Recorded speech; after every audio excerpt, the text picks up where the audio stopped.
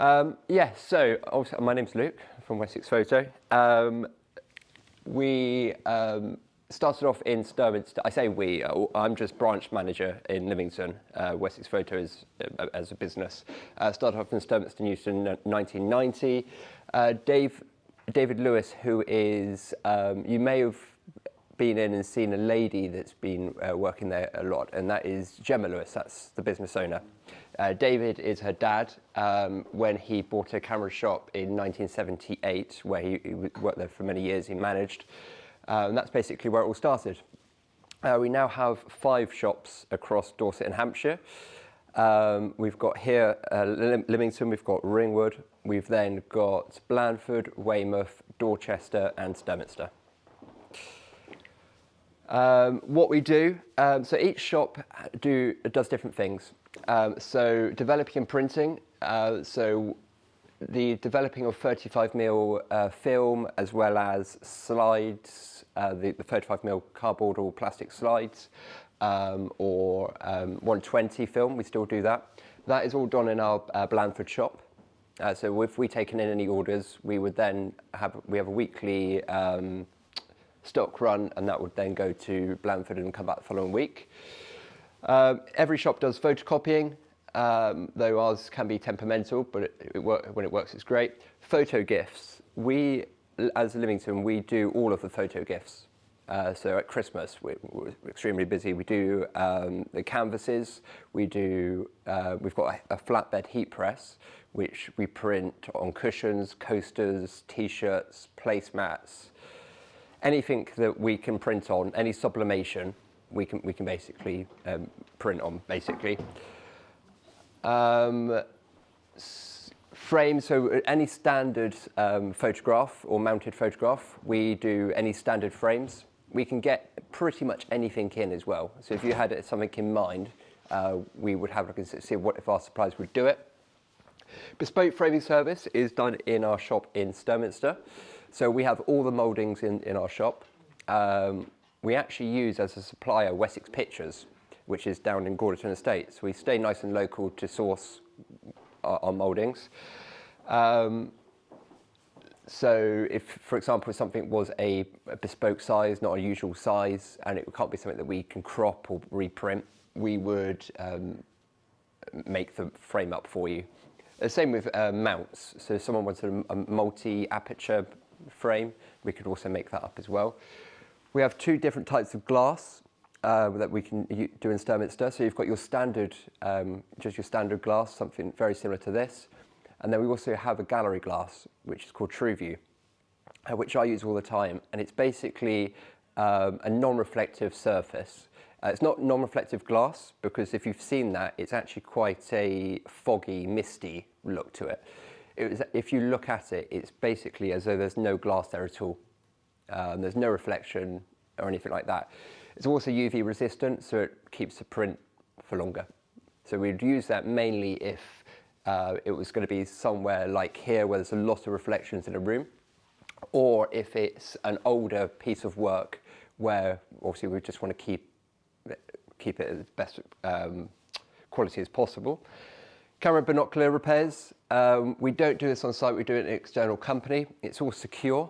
Any problems you would have, whatever it might be, we would just give them a call, make sure that parts were available.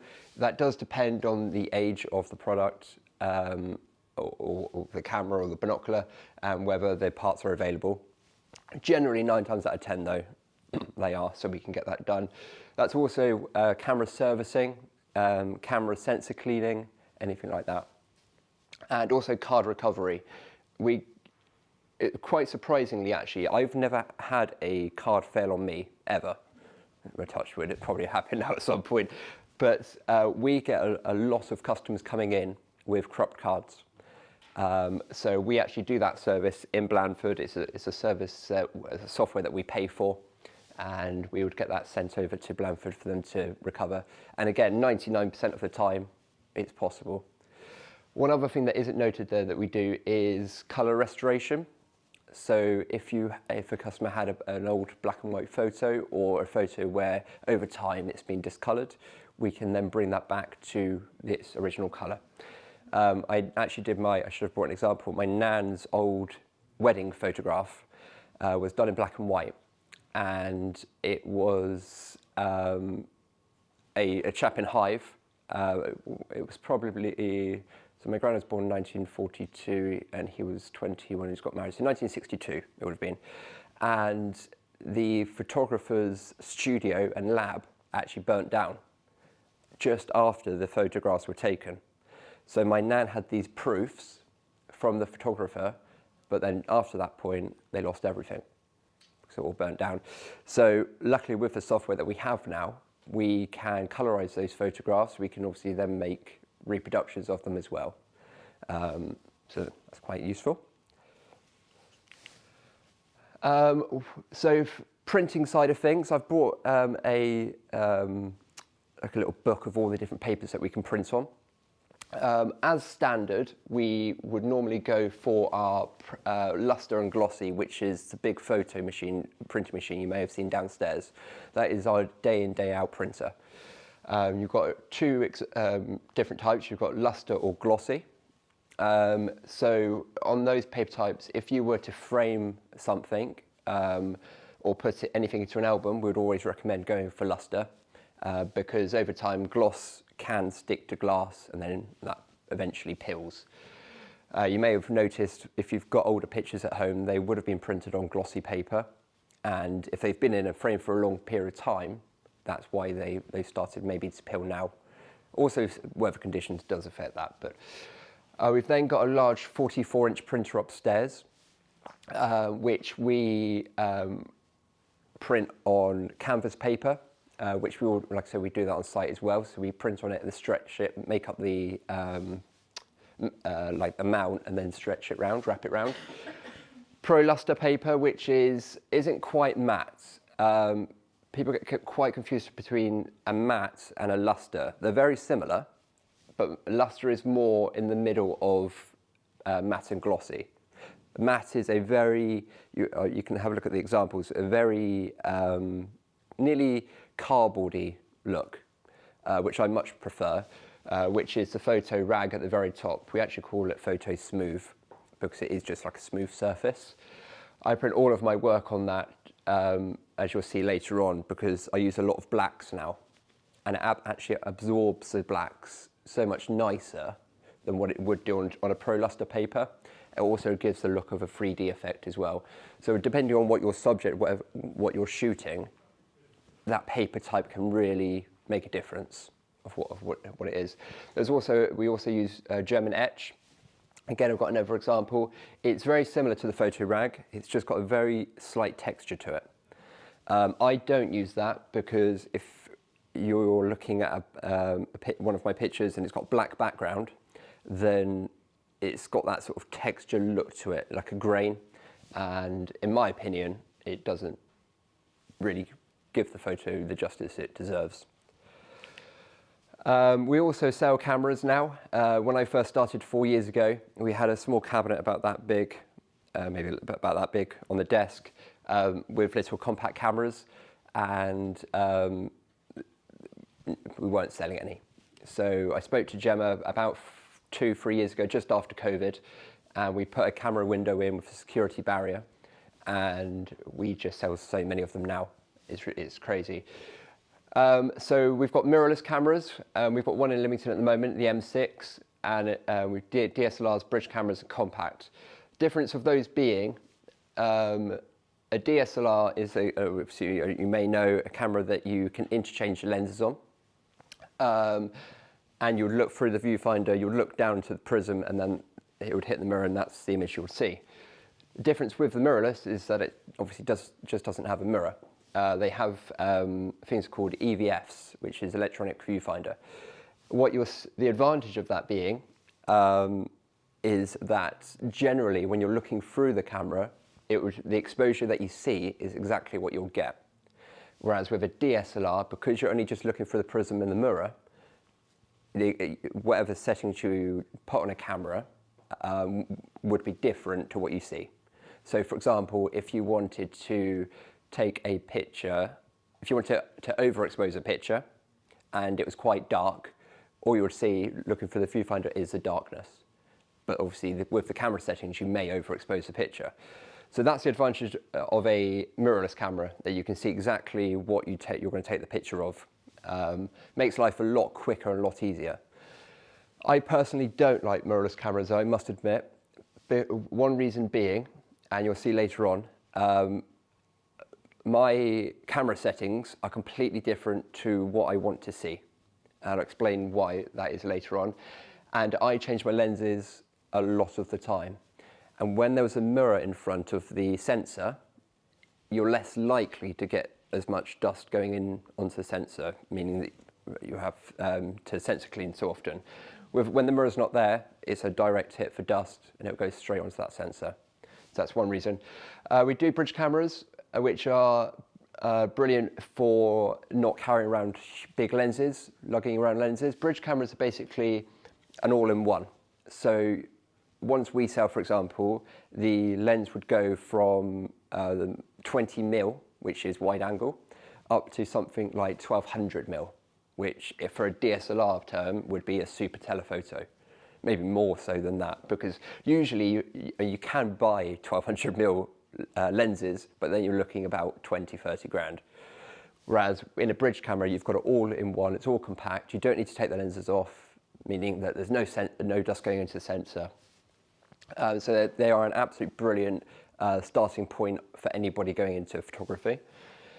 We then got your little compact cameras, which you can just put in your pocket and take out on a little walk or anything like that.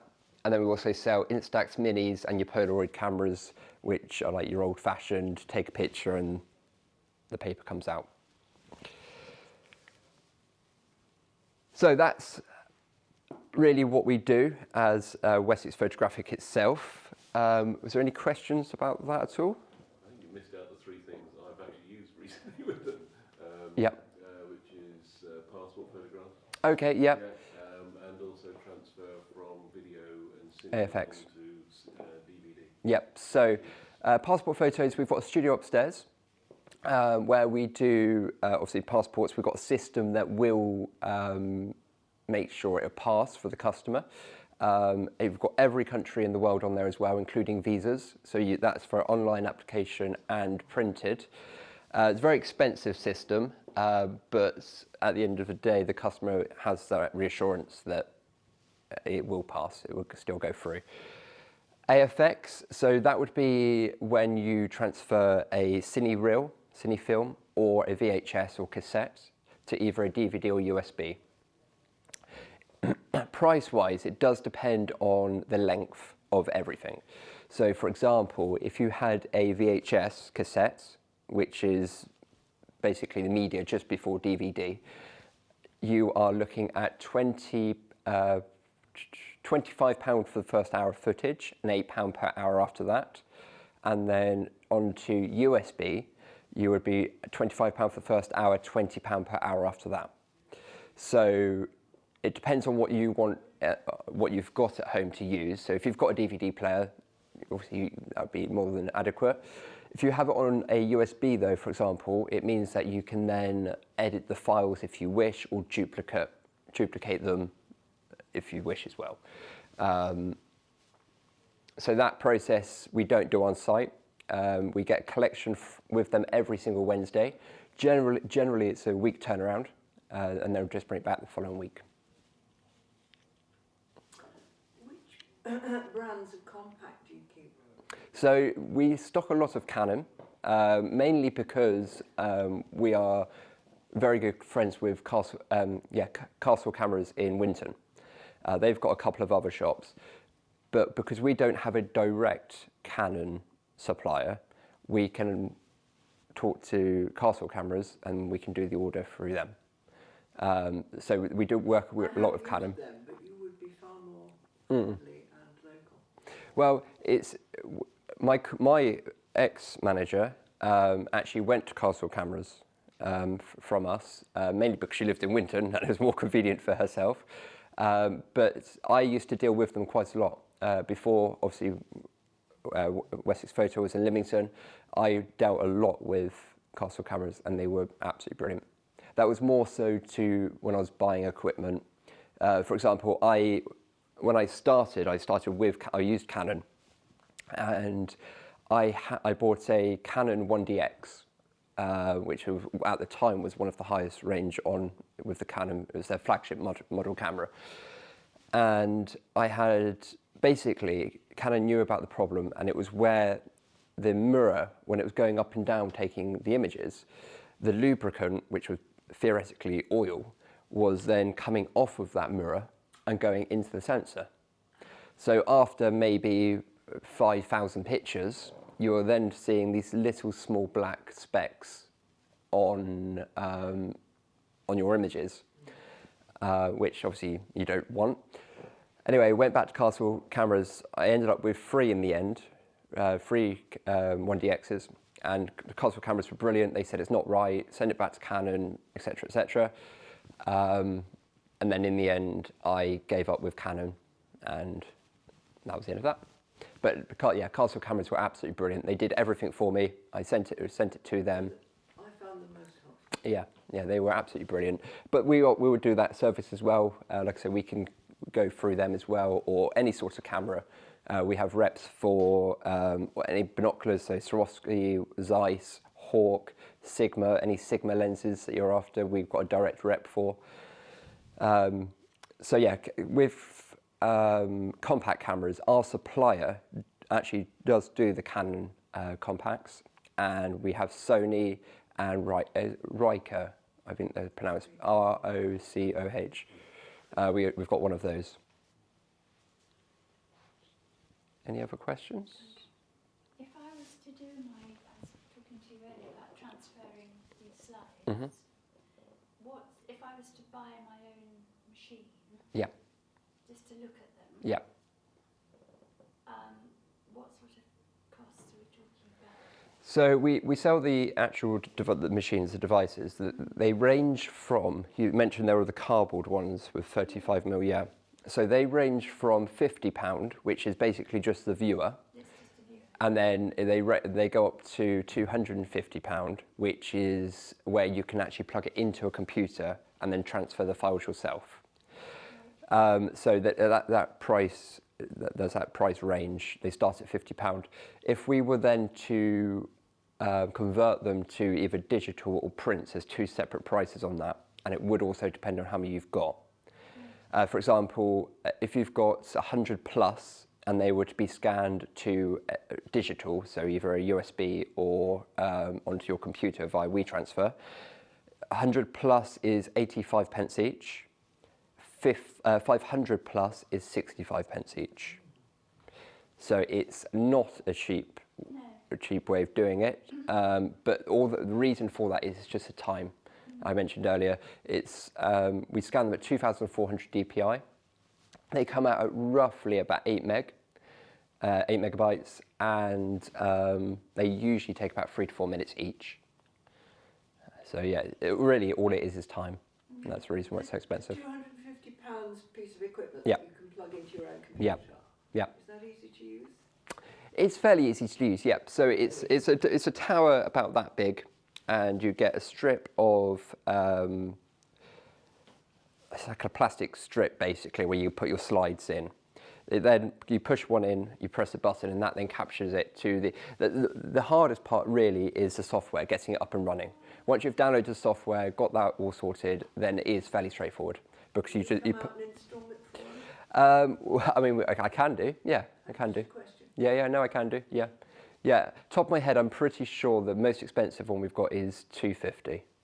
I know that we've got one in Lymington, and I think it's on sale at the moment for £149, and it's £129. I think. Don't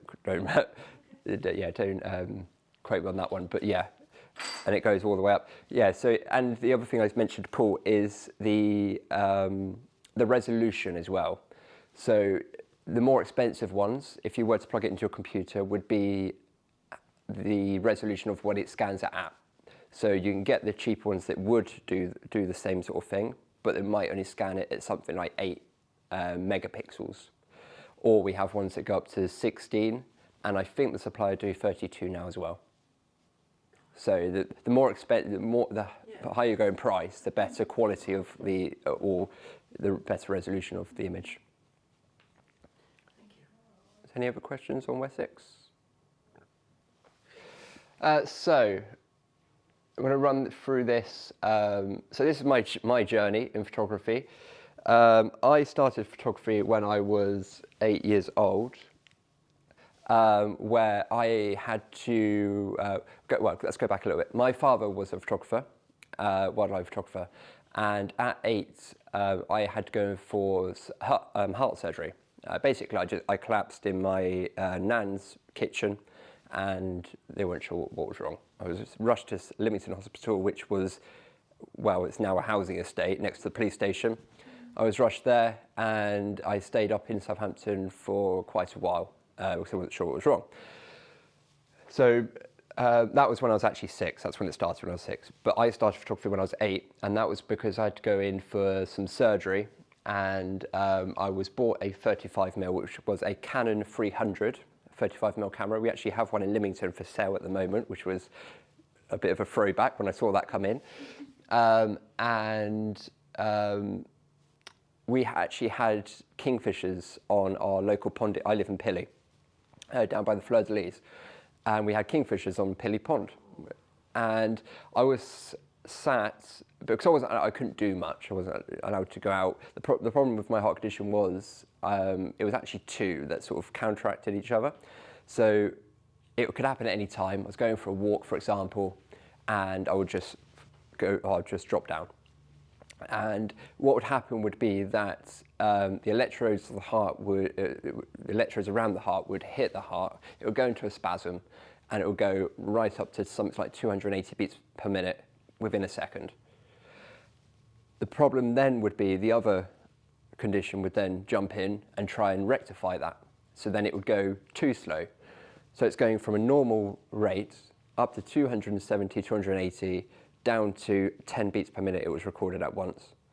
And then I'd come round after about 20 minutes or so. So I had a device put in, and that was basically to record my heart rate at all times.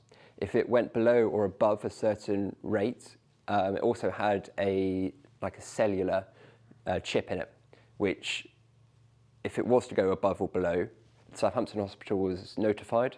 They would then call next of kin if they were available. They'd know exactly where I was because I had GPS. And if that wasn't possible, they couldn't get through to one, then they'll call an ambulance or emergency services. For example, I was walking down Manor Road in New Milton one day, and it happened. I just went down. My mum or my partner wasn't available at the time, and I woke up to a fire engine and 2 police cars. So, and it would literally just happen anytime, any point. So at the very beginning, I was quite scared of doing anything because it wasn't necessarily life-threatening, the conditions. It was more so when it was to happen, what was I doing? For example, I fell down the stairs multiple times. It happened on stairs. It happened while I was playing football. It's just happened when I was laid in bed. There was no certain timing or anything like that to it. So when I didn't really want to go out by myself.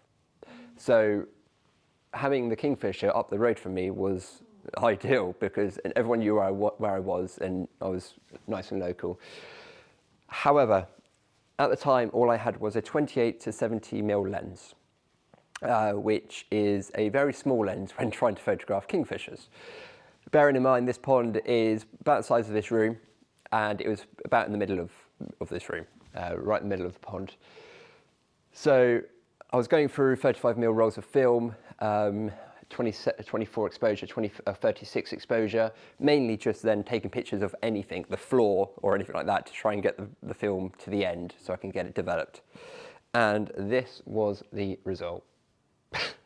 A little blue speck in the middle of a pond. You can actually see it better in the reflection, if I'm honest.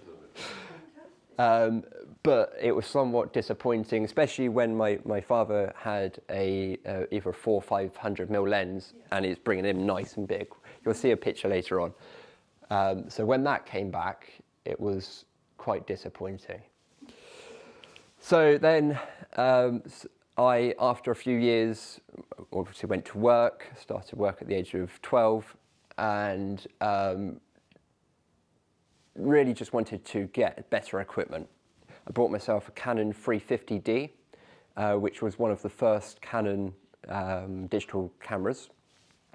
And I also got a 70 to 200mm lens as well. So where my lens was ending, so where it was 28 to 70, I was now starting off at that 70, going to 200. So theoretically, nearly 2 or 3 times the distance. So now moving on after quite a few years, I then moved, I was shortlisted in 2012 as Young Wildlife Photographer of the Year in a worldwide competition. And then in the same year, British Wildlife Photographer of the Year, which was just a British competition. But ironically, they were with Kingfisher Pictures.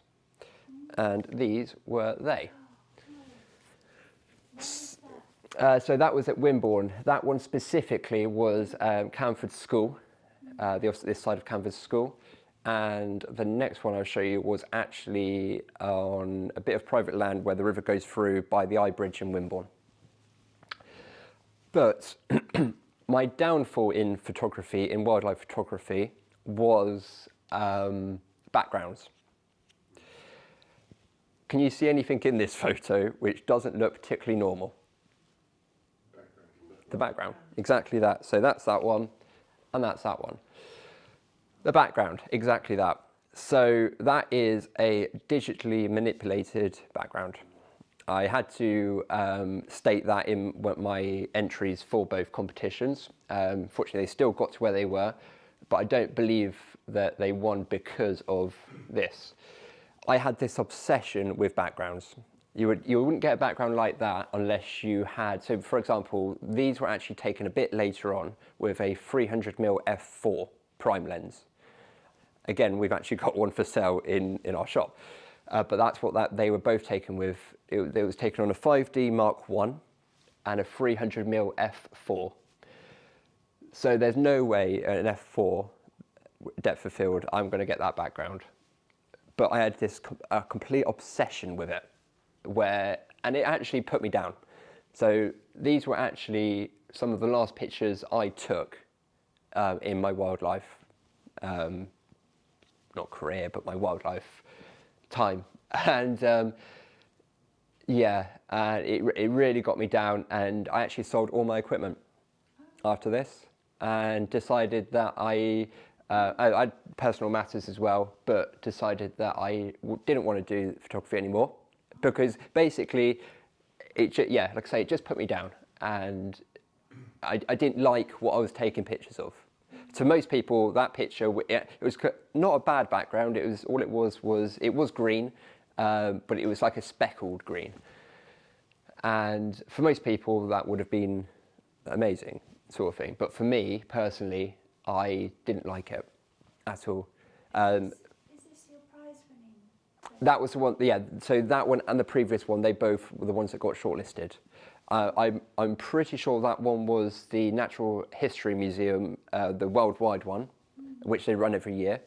And the previous one, which is this one, was the British Wildlife Photographer of the Year. Because now in competitions you couldn't enter that. No. So I had to state originally that it was digitally manipulated. Now they hate any sort of manipulation at all. Most competitions, there's still a couple, so most competitions now, if it doesn't affect the overall appearance, for example, if you had, what would be a good example? Say you had a background here and there was something fairly distracting here in the bottom left corner or something, you could take that out and that wouldn't be classed as overdoing it or over manipulating. Something like that, though, is obviously affecting the overall look of the photograph, where that would not be allowed now.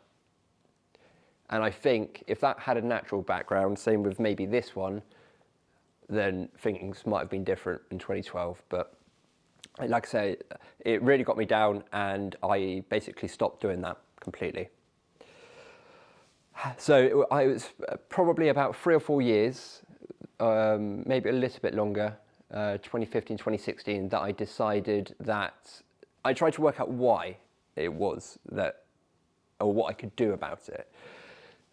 So I then, if I'll come back to that one, so I then decided that one way of doing it would be not to have a background. So I then decided I was going to do studio work, and my family are heavily involved in horses.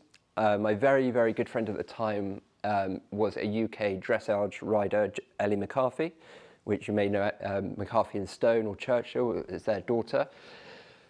So I bought some very Bob standard, very cheap studio lights with a black screen, and decided that I would give it a go. And it just worked. This isn't one of the images. The first couple of years weren't very good, but it's all a learning curve. This one was actually taken about 6 years ago, roughly. It's called Storm. I entered that into a competition. I called it Eye of the Storm, and it did very well. That was one of my first ones I entered into a competition to try and see if it would work and where it goes.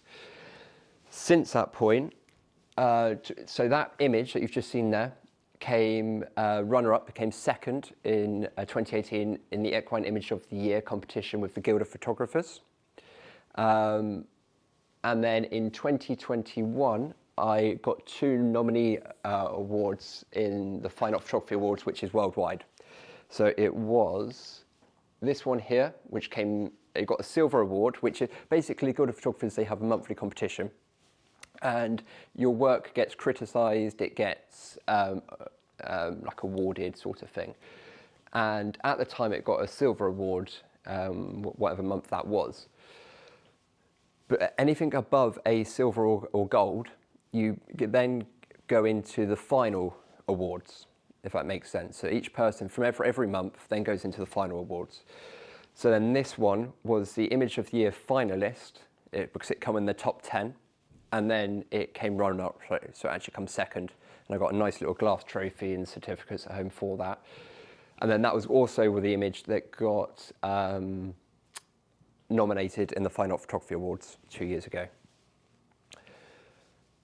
So then I was like, well, I still love wildlife, and so what can I do to try and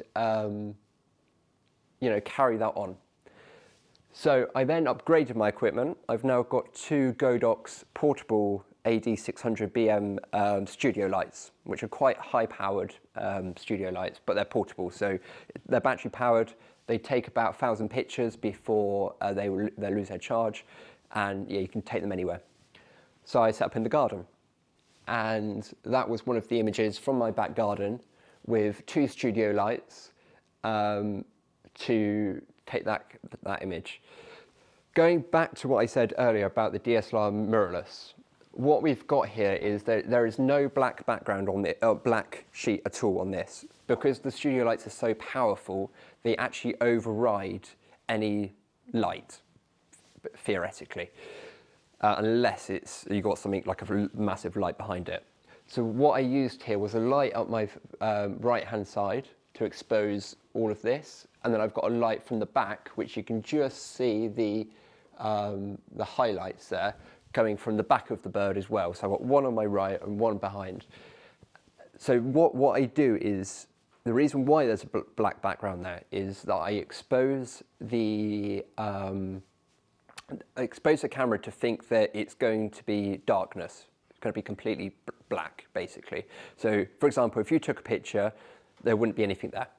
So you override the camera to think that's going to happen. When the light hits the subject, obviously that is then exposed to the camera sensor, which then illuminates the picture, the subject. So that's basically what happens. So there's no black background there at all. That is literally just 2 studio lights, and which I've got a video, a very short video of a shoot that I've done very recently, showing this as well. They're 2 studio lights and just the camera. That's it. So is that using high-speed sync? No. So you can use high-speed sync. I was using so on my Godox. If you go just under the manual, you go as high as possible. to get that effect. You could use high-speed sync. If I'm honest with you, I don't know how to use it. So all I use is on my flash, studio flash, I've got manual, which is the M, and I do 1/1, which is the highest setting it goes. There is a high-speed sync button on it, and I think it goes up to something like 3,200. I could be wrong. It goes to 8,000. Possibly, I'm not sure. I've never used it. The thing is, with my settings, all I need, I would shoot at ISO 100. That's taken at f11, always f11, and usually a shutter speed of 125. The reason probably why I don't use high-speed sync is because once that light hits the subject, because it's going to be completely black, it only needs that little bit of time for that light to hit the subject to then hit the sensor, and that's what the image. Maybe if the subject was moving, it might be different. Something I could play with and give a go, but I've not tried it, if I'm honest. How long did you have to wait? I mean, Well, was the not distracted by your light? no, so where this is set up is I've got a big cherry tree to our left, which the goldfinches and siskins like sitting up in. I then have my feeder. I have one studio flash, so say my feeder's here, for example, my flash would be there. I don't use massive soft boxes. All that's on there is a little beauty dish, which is about that big. So really, it's for the bird then to go from that tree to the feeder or the perch, it's not crossing. If for example, if that flash was there, it would probably obstruct it going to the perch or the feeder. But I've not had a problem, and we've also got a tree on the right-hand side as well. So they come from left and right, and my flash is here, my camera's about here, my flash is there, feeder's there, and my other flash is outside. The only thing you've got to be careful with is, because they are so powerful, you don't want any light leaking. So you need to have, so for this one, I used a Nikon, that was with my D850 for that one. Pretty sure, with a 70 to 200mm lens. So still going back to 70 to 200 in the garden at about 200mm. You don't want any light leaking coming from that back light. Otherwise, that would be more of a grey because the flash is directly coming in. So going on to time, this image was taken in March a couple of years ago, must have been now, and it's when we had the snow. And that picture was in total about 9 hours waiting for. I had a landing on the very top of that teasel. A siskin landed on the top, but I didn't like it, so I didn't use it. Whereas this composition actually worked a lot nicer, in my opinion, and that was the other one that got awarded in the Fine Art Photography Awards as well. So how long, you say you waited 9 hours? Yeah, so that was in total, so that would be me set up outside. Bear in mind it was freezing cold, and the problem is, I've got a little dome hide as well. So that was, I still had that from when I was photographing the kingfishers back when I was eight-ish. So the problem with the studio lights are, if it rains or snows, obviously you don't want them to get wet because it's all electrical, etc. So it was a space of, it's before the snow. So I was quite lucky on this day, we had the snow and that happened. But as soon as you felt any rain or anything like that, I had to just get the lights in and just forget about it, try another day. So I was actually unwell this year for a different reason. So I could spend that little bit more time in the garden, which I love doing because I love the wildlife. It's a shame that obviously I didn't carry on going down that route, but at least now I can still do what I sort of love and actually be with the background. There's nothing there to distract you or anything like that.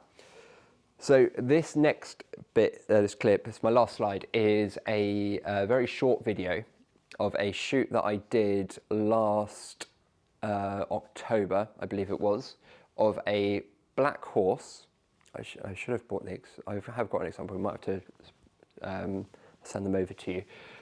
Of a black horse on a black background. First ever one that I've done a black horse. So I was quite worried about it. Luckily it was for a friend of mine anyway. Quite worried about it because how do you expose a black horse on a black background? So again, it's the same situation where I had the two studio lights. I had to have the horse stood in a specific way for my studio lights. So for example, the horse was facing head towards the wall here. I had a studio light to my back right, which then picked up the outline of the mane, the ears, the head. So it separated it from the background. And I also had my light on my left-hand side this time, where it was shooting across. So not only illuminate the subject, but it would separate it from, theoretically, the black background. What you'll probably hear is a load of nonsense that we talk about. I can't remember how much, it's only about 15 seconds, I think. I always have someone with me. I have a horse making noise on my phone, which is brilliant. If you're photographing horses, you always want their ears forward. It's more of a flattering look to them. So you'll hear a lot of that. And what I was doing was asking my friend that was with me helping to move around all the time. That keeps the horse's attention, and he will then look where that noise is with his ears forward. So this is what this is. You'll see my two studio lights. You'll see them flash. You should see there's no background. And yeah, we'll just see how it goes. It will turn the other way up. I don't know why it's facing that way. This chap here is the lady's partner. Just explain who it is. My friend, and like I say, this will turn the other way in a minute. My friend is here with the horse app. I've got my studio light left, studio light right, and obviously there I'm in the middle with the 7200 with the horse in the middle. Okay, we won't hear sound, but that's fine, because I think we talk about cheesecake or something. So yeah, what I've done there, so you can see the horse is facing that way, not facing me, the camera. So I don't know if you just saw me then. I asked my friend to go round the other side of me, and now look where he's looking, straight across into the direction of me. That's my two studio flash, which are both, you can see them flash there. And that's about it. So I've just actually this year, I've gone all out. So these have now been entered into the Guild of Photographers competition. They've now been entered, so these are all single images. I've just done a layout there because I had to present them for the 20 by 16 competition, which is going to be held in London on the 19th of March. Hopefully I'm going to be going up there to the awards evening, not entirely sure yet. But yeah, that is basically the end result. You can probably, you can just see the highlight on the ears on this one. You can't quite, I can show you on my computer, you can just see the outline on the mane on the right hand side of that one, which did separate it. But what I did actually, just for that competition, is I took that line out. So it looks like it's emerging more out of the corner of the frame. So just up on this corner here, there's a very, very slight, you can just see where the lights hit the back. Yeah, so, and then that one there, you've got the ears, the backlighting on the ears. It's quite hard because when you've got two studio lights and you've got a subject in the middle that won't particularly stay still. I mean, Truffle, the horse, was actually one of the best that I've done. If I'm completely honest, it didn't move. But because I wanted to make different effects, different shots, for example, I wouldn't have been able to do that effect, or maybe even that effect in the middle, on that right-hand side photo. Because what I've actually done there is, because you've got a shadow down the front of the face here, I would have moved the lights a bit further around the horse. Either the horse moved forward, or I would have moved the lights around to the side of the horse, which created a shadow down the front here, which means that the lights were actually behind the horse, more so behind the horse. But you can see on the right-hand side, actually, it's more front on. How many shots did you take to get those three? For that shoot, I took, I can tell you exactly. Let's have a look. Don't think it was many. I think it was about 150, 200. Which one do you prefer with those? Well, the other thing I did was crop this in a slightly different way. So it came into portrait, which is makes it more personal. For example, when I printed that 20 by 16 and left it landscape, I did actually change that to a portrait. If you printed that 20 by 16 portrait, it's a nice photo, but you don't feel anything. That's a massive thing about cropping, which I learned through the Guild of Photographers. And I've got the video, you're more than welcome to watch it. It's where a professional photographer, Scott Johnson, who is a wedding photographer, basically critiqued my image of the siskin. And if I had cropped that image of the siskin into a portrait, which I entirely agree, it has so much more effect as an image. So for example, with printing that 20 by 16, leaving it landscape, and then cropping it, printing it 20 by 16 in portrait, there's so much more emotion in that photograph than what there is with it being like that. So I think my personal favourite, I mean, for someone that would like horses, I mean, Kelly actually had the one in the middle printed on canvas.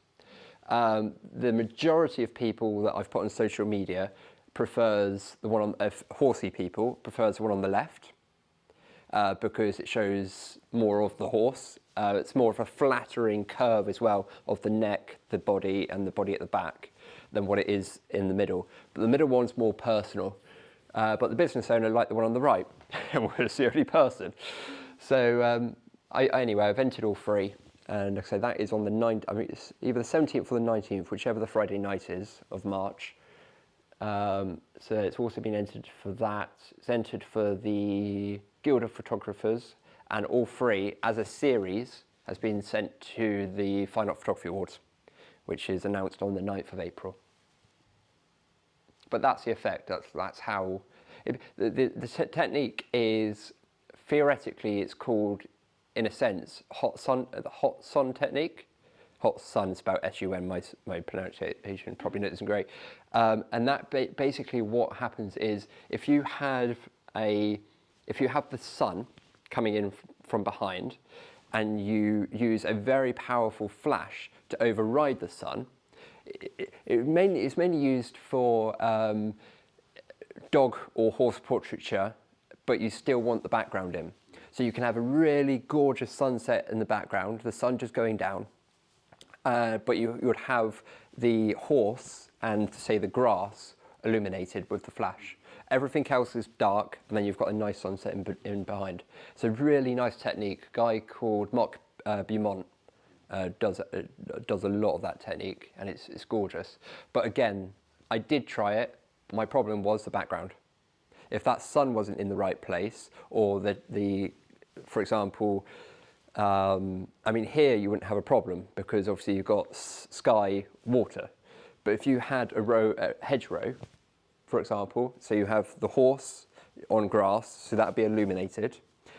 You would then have the hedgerow, which would be completely black, and then you'd have the sunset. There was a photograph taken, I think it was Emily Hancock, that did it on a cliff. And you had the sun, you had the cliff that was exposed, but because the sunset was happening on the water, everything was exposed, and it worked amazingly well. Like I said, I tried it, I didn't like the hedgerow, so I decided not to do it.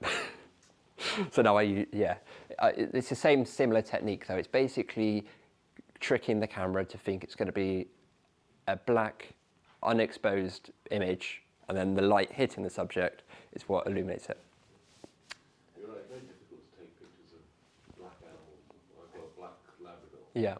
And to the eye, sort of his coat is glistening. Yeah. Yeah, that's so. What you'll also see, it also brings out a bit of colour as well. I find with flash, because truffle is basically black. It's a black horse, but when you blow these images up, there's actually a hint. You see them there. There's actually a hint of brown in them, and the other good thing about it is because you're using studio lights to basically create the sun, theoretically. You can then angle it to different ways to then get the different, for example, if you're taking a picture of a horse that was a sports horse that you wanted to show the muscle, you could then put the studio light at a certain angle, which then really shows off that muscle of the horse. Alternatively, if there was something you didn't want to show in a photograph where they just had a lump, for example, you could just move that studio light so there's no shadows and it would just be like a flat surface. It's great. Studio lights are amazing, really. It's basically your sun. You can create absolutely anything with studio lights. You control the exposure, the sun, yeah. But you get a really nice texture on them as well. So if you just had the sun, obviously it's at a certain angle. On a horse's hair, or any animal's hair really, if the light's above it, you don't get much detail because it's flat. Whereas with these, as they are about the same height of the horse, so say they're about here, for example, I do a little bit of a tilt on them, but that actually is what brings out, you can just see the textures a little bit, but because it's going into the subject's coat, it shows up the texture more. So you've got the veins down Truffle's face from the right-hand side.